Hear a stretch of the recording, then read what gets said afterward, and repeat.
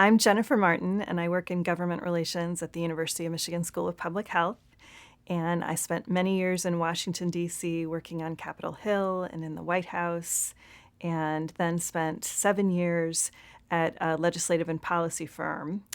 I also got my law degree at night while I was doing some of those things. So I tell you this because I've been the lobbyist and the lobbyee, and I've seen this whole process from various perspectives, the three branches of government. So what I hope to impart to you is really a process expertise today. So one of the most common questions around this type of work is whether people, individuals, or in a professional capacity are actually legally able to engage the policy process. And I think this stems from a fundamental misunderstanding about lobbying versus advocacy. Lobbying refers to specific efforts geared towards an identified goal, whether it's a piece of legislation, a regulatory proceeding, something that is current, pending, and tangible. Advocacy, on the other hand, is sort of a broad range of educational activities that are still strategic in nature, but designed to impart information and knowledge to inform a cause. So much of what we do here on campus is actually advocacy and not lobbying. Before engaging in any policy process, by far the most important step in any effective advocacy strategy is clarifying your goal. When you think about what your goal will evolve to be, first and foremost, you want to be an informed expert about the topic.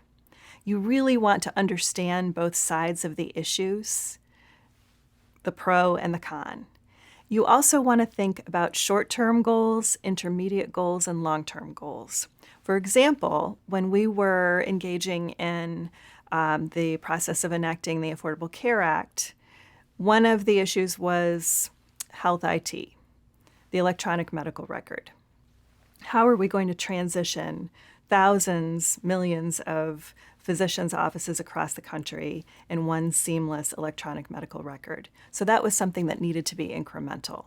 So for the advocate, in thinking about the goal, having that framework in your mind about what that specific goal along the way will be until you ultimately reach your final goal is very helpful. Another point of reference here is what is an acceptable compromise? Because as the policy process unfolds, legislation is tweaked, things change, and sometimes your goal will be affected by what happens along the way, and you may not want to stick with that goal anymore. So you really have to know what you're willing to live with and what you're not. So for example, when we were working on the smoke-free workplace legislation here in Michigan, one of the issues was smoking in casinos. And so the disease community was very much opposed to that, but there was an amendment that included an exception for smoking in casinos. So was that something that the initial coalition was willing to live with? They had to decide. So by far, the most important step in any effective advocacy strategy is clarifying the goal. After you know what it is you're trying to do, then you have to figure out who can actually help you do it. So that's step 2. Who is the decision maker? And this is very important, whether you're an individual citizen upset about something going on in the news, or whether you are a registered lobbyist for a community, an organization, whether it's your profession, the steps are the same. So the decision maker, who can help you advance your goal?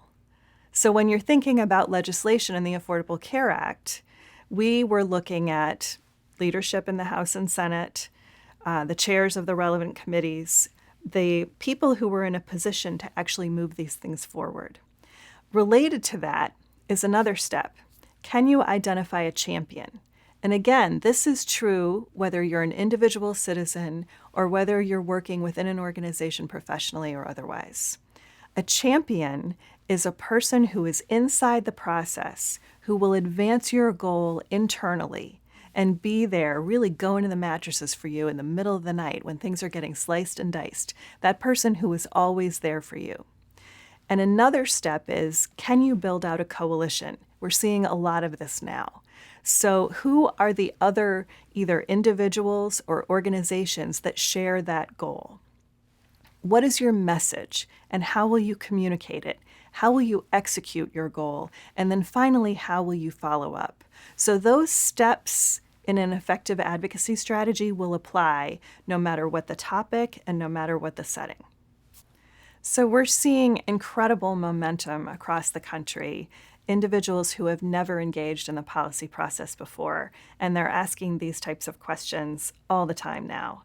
So I believe that the most important thing that an individual can do, first and foremost, is be informed.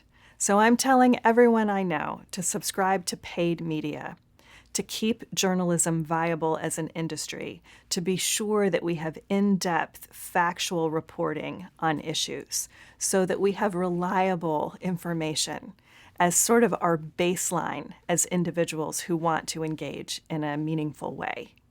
The second thing is to vote. Know who your elected officials are, and I mean at every level.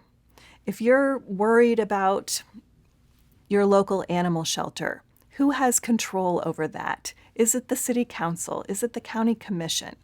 Is it state legislators? Is it the United States Congress? Who are your elected officials that are really your voice in every decision-making venue?